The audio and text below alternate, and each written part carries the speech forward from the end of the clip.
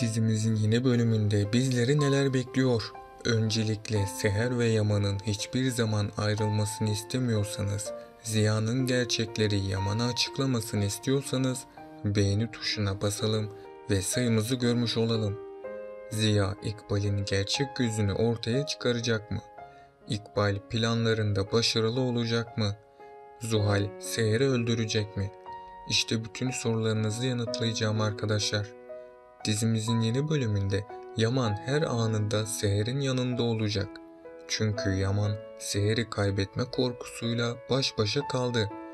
Bu yüzden Yaman Seher'i kaybetmemek için tüm imkanını kullanacak. Tabii yaşanan olaylar Seher ve Yaman'ı gittikçe yakınlaştırdı. Bu yakınlaşma sayesinde çiftimiz için mutlu günler geliyor. Bundan sonra Seher ve Yaman arasında güçlü bir bağ oluşacak.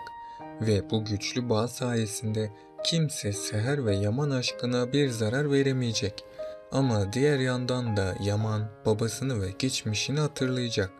Yaman geçmişine gidip yaşadıklarını yeniden hatırlayacak. Bu yüzden Yaman bir süreye kadar bu acısını unutamayacak. Hatta Yaman'da baba olma korkusu da yaşanacak. Çünkü Yaman evladına iyi bir baba olamayacağını sanıp korkacak. Ama Seher'in desteği sayesinde Yaman bu korkuların da üstesinden gelecek. Seher bu süreçte Yaman'ın bu korku ve üzüntüyü atlatmasını sağlayacak. Yaman da bu destek sayesinde tüm sorunlarını unutacak. Yani Yaman baba olma sevincini sonunda en derinden yaşayabilecek. Ayrıca son bölümde Ziya, İkbal'den iyice şüphelenmişti. Ziya, İkbal'in kötülüklerini Yaman'a anlatmaya çalışacak. Ama bir süreliğine Ziya, gerçekleri ortaya çıkaramayacak.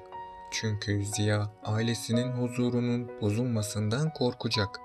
Bu yüzden İkbal'in gerçek yüzü şimdilik ortaya çıkmayacak. Sonrasında Ziya, İkbal'in Seher'e ciddi zararlar verdiğini görecek.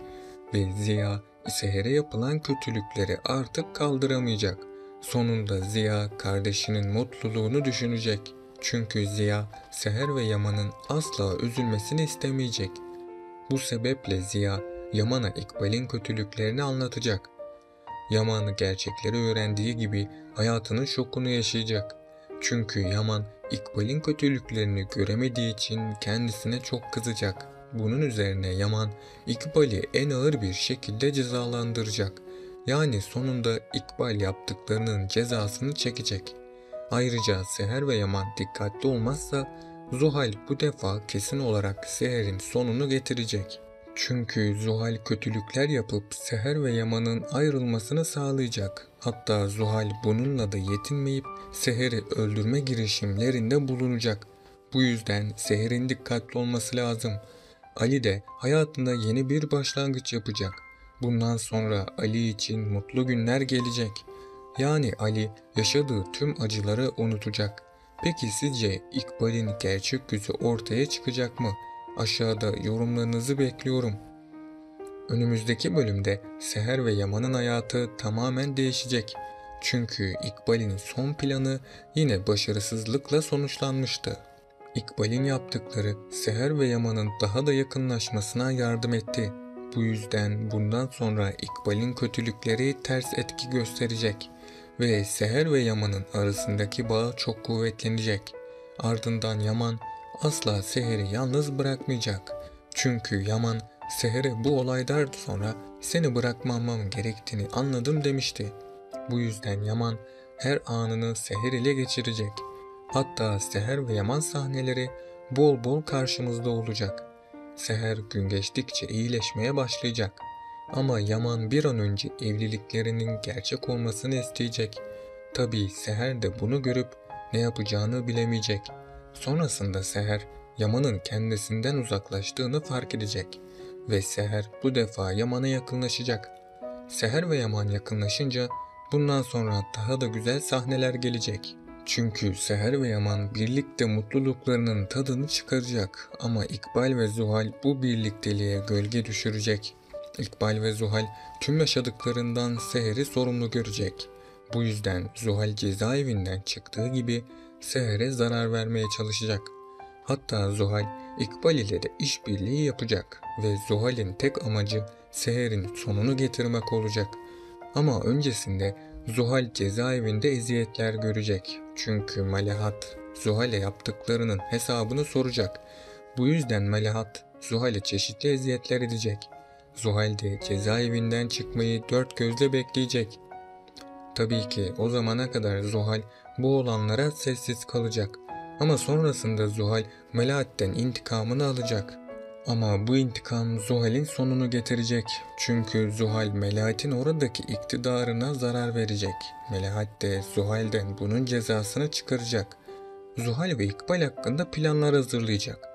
Bu planlar sonucunda İkbal ve Zuhal'in sonu gelecek.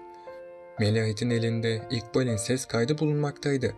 Önce İkbal'e santaj ve tehditlerde bulunacak, sonrasında da Melahat gerçeklerin olduğu ses kaydını Yaman'a gönderecek. Bu ses kaydının ortaya çıkmasıyla İkbal ne yapacağını bilemeyecek. Hatta İkbal bunların bir iftira olduğunu söyleyecek. Ama Yaman'ın İkbal'e güvenmesi hiç de kolay olmayacak. Çünkü öncesinde de Yaman Ziya'nın sözlerinden iyice şüphelenecek. Hatırlarsanız Ziya İkbal'in Seher'e yaptıklarını anladı. Ziya İkbal'in tüm kötülüklerini gördükçe buna katlanamaz hale gelecek ve Ziya Yaman'a İkbal'in gerçek yüzünü anlatmaya çalışacak. Ama bu ilk zamanlar hiç de kolay olmayacak. Çünkü İkbal yine Ziya'nın duygularıyla oynayacak. İkbal Yaman'ın kendisini öldüreceğini söyleyecek. Sonunda Ziya Seher'e yapılan kötülükleri kaldıramayacak ve Ziya hata yaptığını fark edecek. Bunun sonucunda da Ziya İkbal'in kötülüklerini ortaya çıkaracak. Yaman da İkbal'i en ağır bir şekilde cezalandıracak. Yani sonunda İkbal yaptıklarının cezasını çekmiş olacak. Yaman önümüzdeki bölümde Seher'in iyileşmesi için elinden geleni yapacak ama Seher düşmenin yarattığı sarsıntı ile yürüyemeyecek. Hatta Seher ara sıra yürümekte büyük zorluklar yaşayacak. Yaman da Seher yürüyemediği için çok üzülecek. Yaman Seher'den dolayı üzülüp evliliklerinin tehlikeye gireceğini düşünecek. Çünkü Yaman Seher'in evlilikleri konusunda ne tepki vereceğinden korkacak. Onun için de Yaman ne yapacağını bilemeyecek. Tam da o sırada Cenger ve Ziya Yaman'a destek olacak. Cenger Yaman'a Seher'den vazgeçmemesini söyleyecek. Yaman da Seher'in iyileşmesi için ona fiziksel tedavi uygulayacak.